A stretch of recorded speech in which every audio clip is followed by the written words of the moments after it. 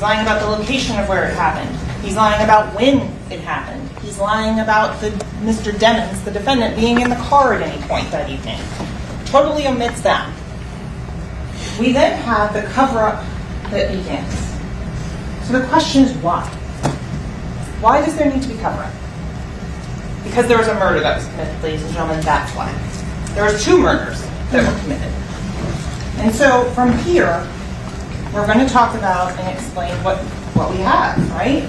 So Detective Moretti and the Miramar Police Department have to answer 4 questions. Who, what, when, and where. And so for the where, I want to start with where did the lethal shots come from? And let's start and focus on that part of the investigation.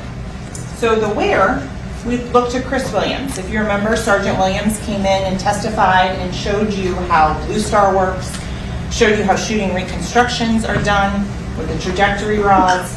This explained how Miramar had made a good attempt, but they lacked training. So he came in and went through and is able to explain, as an expert in shooting reconstruction, what happened in this car.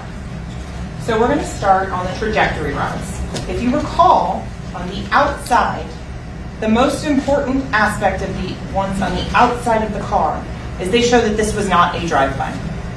That they're coming in at 90 degrees, that there's no keyholing. If you remember, you learned about keyholing, that would be an angle of entry on that. So he then showed you the Blue Star.